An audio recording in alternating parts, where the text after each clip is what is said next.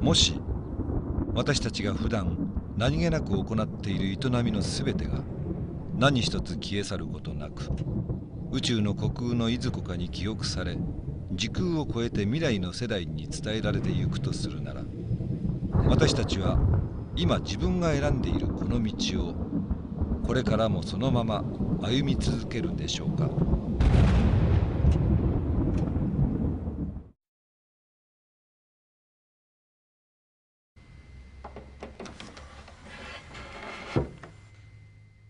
This piano used to belong to Bartók and to his wife. It's a wonderful piano, it's beautifully kept, because somehow the spirit of Bartók is in the instrument.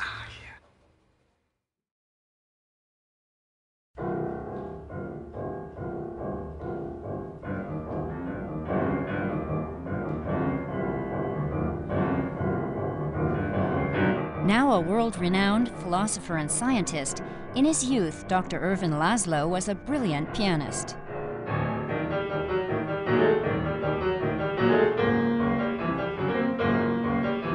At the age of 5, his first recital. At 7, he was admitted to the Franz Liszt Academy.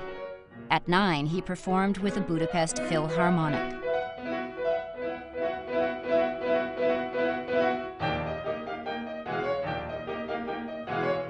At 15, Laszlo was awarded the Grand Prix at the Geneva International Music Competition.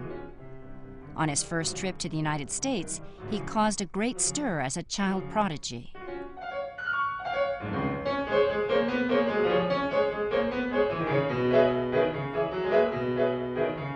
In his late 20s, while still performing, Laszlo studied physics and philosophy at Columbia University. He later received a doctorate for his thesis on systems philosophy.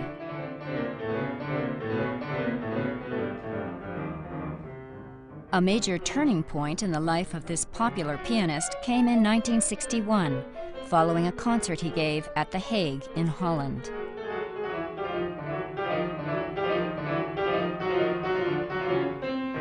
The change in my life, of my vocation really, came about through a series of accidental events. After I finished playing a recital, and the gentleman next to me started talking about philosophical questions, issues of how we understand society, what is the relation of society to nature, what about the future, and so on. And of course, by this time, for several years, I have been always traveling with my notebook. I wrote by hand. I wrote down my thoughts.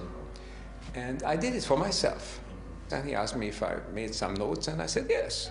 And I gave it to him. Then I started talking with other people, and the next time I looked around, he was not there anymore, you know. And I didn't know who he was, this gentleman. So next morning, by breakfast, almost at the same table as we were sitting the night before, this gentleman showed up with his notes under his arm, and he said, I'm an editor of a publishing house, and I read it, and this publishing house would like to publish it.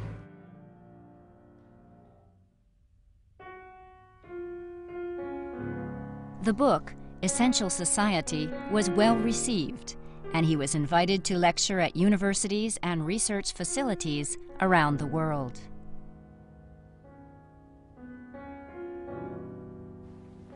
Dr. Laszlo ended his career as a concert pianist at the age of 33, setting out on a new path as a researcher and teacher at Yale University. Dr. Laszlo gained fame for exploring new territory. He focused on the evolution of our minds and spirits, and on the existence of invisible forces that connect the natural world. With a deep understanding of science, he published one novel theory after another. In the 1970s, he contributed to the Club of Rome report. In the 80s, Dr. Laszlo devoted his energies to world peace and economic development as a director at the UN Institute for Training and Research.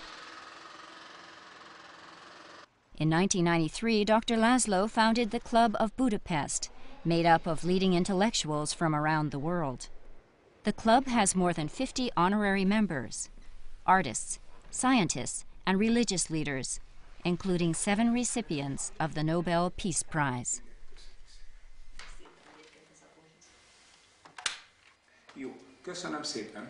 Viszonthallásra. So we have here, going from below, is Sir Arthur Clarke, who wrote the 2002 Space Odyssey.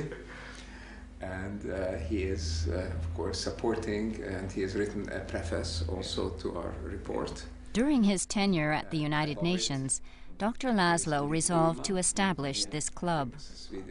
Meeting with politicians and ambassadors, he came to feel deeply that to overcome the crises we are now facing, the spirits of individuals must be enlightened.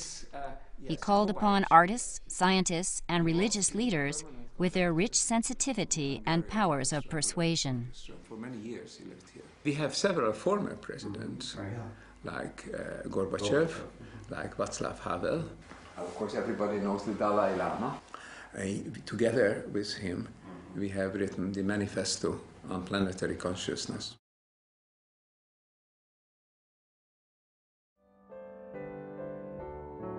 The key to our future is the recognition by individuals that they have the power to change.